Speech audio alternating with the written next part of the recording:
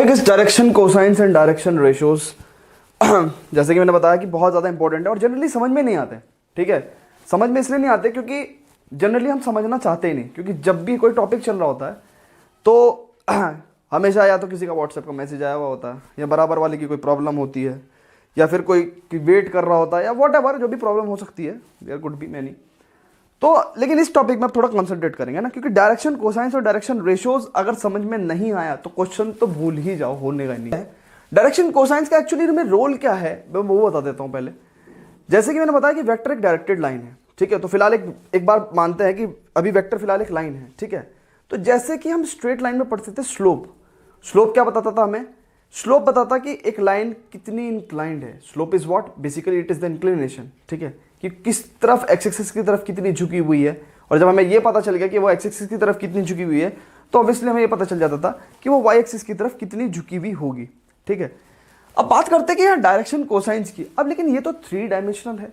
अगर मैं एक चीज कहूँ कि सपोज दैट एक लाइन एक्स एक्सिस से 30 डिग्री एंगल बना रही है, तो वो 30 डिग्री इधर भी बना सकती है, इधर भी बना सकती है, इधर भी बना सकती है, क्योंकि ये तो 3 डायमेंशनल है ना। आप खुद इमेजिन करो, मान के चलो ये 30 डिग्री है, लेकिन ये लाइन खुद भी तो ऐसे भी तो मूव कर सकती है ना। आई बात समझ में? तो यहां पे क्या होगा, यहां पे सपोज दैट ये ओपी वेक्टर है, यानी कि position vector of point P, ठीक है। तो ये एंगल बनाएगा किन के साथ? तीनों एक्सिस के साथ, ठीक है, O X, O Y and O Z के साथ। तो वही चीज क्या है, जैसे ये ओपी है तो ये देखो ये एक्स एक्सिस के साथ कुछ एंगल बनाएगा, सपोज दैट अल्फा। ये वाई एक्सिस के साथ भी कुछ एंगल बनाएगा, सपोज दैट बीटा। एंड ये जेड एक्सिस के साथ भी कुछ एंगल बनाएगा, दैट इज गामा। तो ये ओपी वेक्टर, देखो इमेजिनेशन का खेल है। मैंने आपको बताया था पहले भी कि if you can not imagine you can not understand 3 dimensional and vector algebra, ठीक है। तो ओपी वेक्टर क्या है? एक्स एक्सिस के साथ अल्फा एंगल बना रहा है, वाई एक्सिस के साथ बीटा एंगल बना रहा है, एंड जेड एक्सिस के साथ गामा एंगल बना रहा है। इन अल्फा, बीटा और गामा को क्या बोलते हैं हम? डायरेक्शनल एंगल्स, यानी कि डायरेक्शन एंगल्स बोलते हैं, डायरेक्शन एंगल्स। और इन्हीं के ही कोसाइंस यानी कि कॉस क्या कहलाते हैं? डायरेक्शन कोसाइंस कहलाते हैं। तो इतना इजी था ये। देखते हैं, cos alpha, cos beta and cos gamma, ये क्या कहलाते हैं? Direction cosines. डीसी भी लिख देते हैं हम इसको, है ना, डायरेक्शन कोसाइंस। तो अब सुनो, ये डायरेक्शन कोसाइंस है। अब इनकी वैल्यू कैसे आए इमेजिन करते हैं, ये भी इमेजिनेशन का खेल है। सपोज दैट ये O है, ये P है और ये X है। ये O है, ये P है और ये X एक्सिस है। सपोज दैट ये पॉइंट मैंने A ले लिया। तो अब इमेजिन करो, इमेजिन देखो, ये अगर मैं PA को ज्वाइन करूं, OPA, आपको इसी में इमेजिन करना है। तो देखो ध्यान से, कुछ ऐसा होगा, ये OP है, ये X एक्सिस जा रहा है और इस पे कोई पॉइंट A है। और ध्यान से देखो, ये PA जो है वो इस क्यूब के फेस पे है, ठीक है। तो डेफिनेटली वो क्या होगा? इसके परपेंडिकुलर होगा। हालांकि अभी इमेजिन मतलब दिख नहीं रहा है, वो इफेक्ट्स नहीं आ रहे हैं, लेकिन होगा तो यही कि OA के परपेंडिकुलर PA होगा।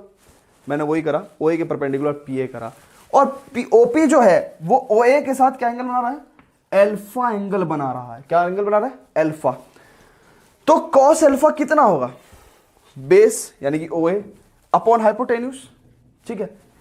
अब OP क्या है? एक वेक्टर है, पोजीशन वेक्टर। तो बेस अपॉन हाइपोटेन्यूस यानी कि OA कितना था?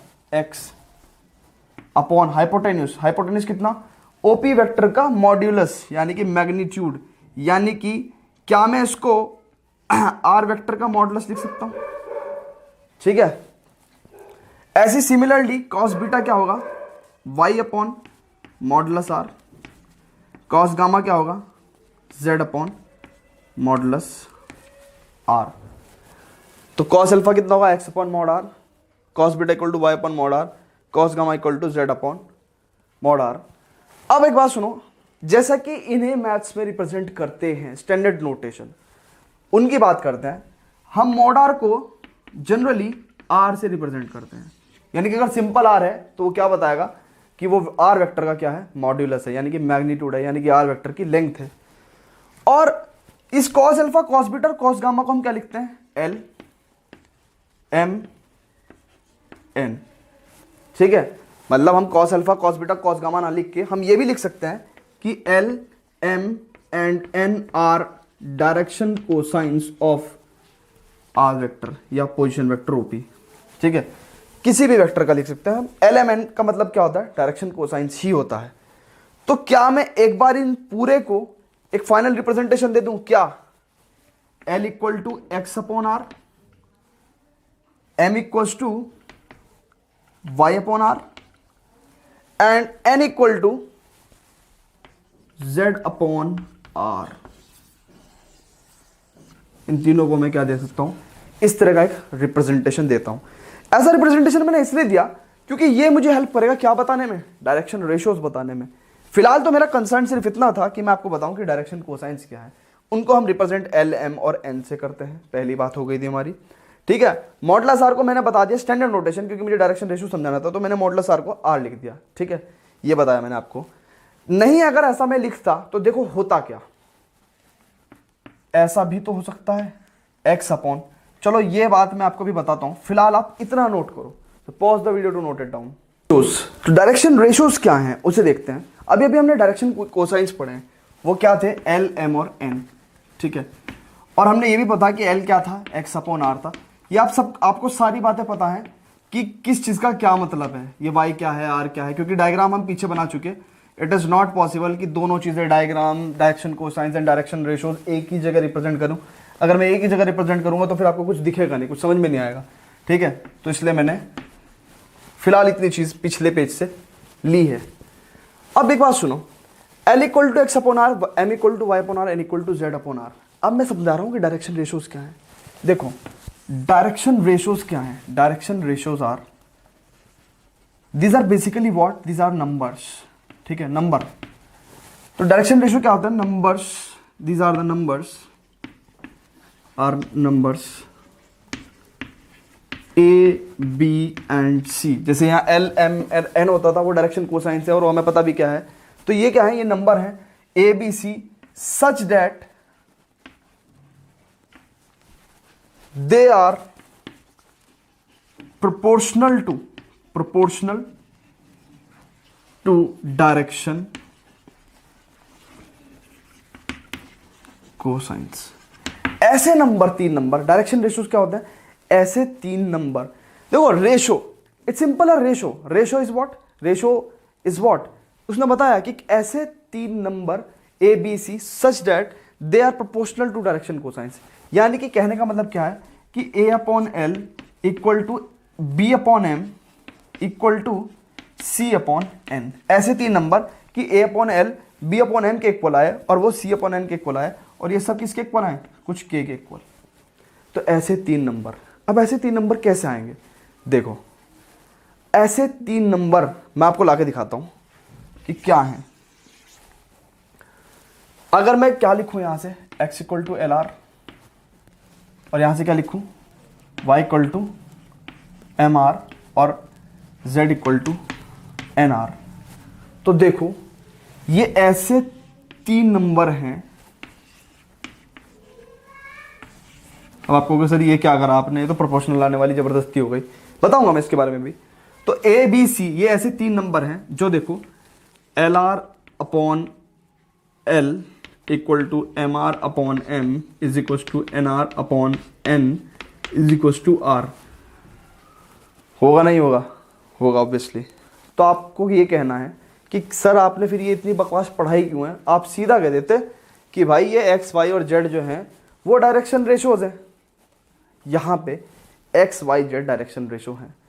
लेकिन ऐसा नहीं है कि आप कहीं पे भी देखेंगे एक्स वाई जेड और डायरेक्शन रेशोज हैं, ठीक है।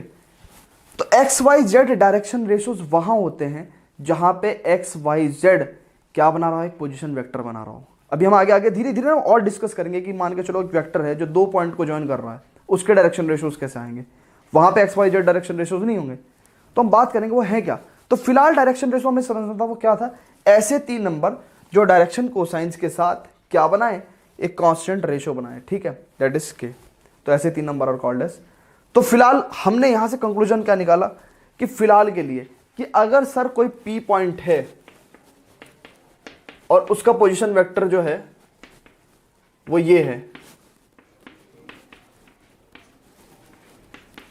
सपोज दैट ये कोई पी पॉइंट है ना, और इसका पोजीशन वेक्टर क्या है, ओपी वेक्टर है। तो कहना है कि सर इस ओपी वेक्टर के डायरेक्शन रेशियोज क्या होंगे, इस ओपी वेक्टर के डायरेक्शन रेशियोज क्या होंगे। तो मैं ये कहूँगा कि ये एक्स, ये वाई और ये जेड, यही इसके डायरेक्शन रेशियोज हैं। हाँ, किसी पॉइंट के पोजीशन वेक्टर के डायरेक्शन रेशियोज क्या होते हैं, उसी के कोऑर्डिनेट्स होते हैं। यस, ठीक है। तो ये था हमारे पास डायरेक्शन रेशियोज।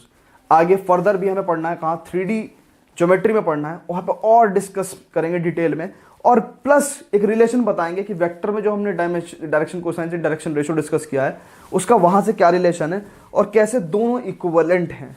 ठीक है, अब बात करते हैं, एक रिलेशन है, ठीक है, जो किसके बीच में है, डायरेक्शन कोसाइंस के बीच में है। तो relation between direction cosines, L, M और एन एक रिलेशनशिप एग्जिबिट करते हैं, उसके बारे में बताऊंगा। Before that pause the video to note it down.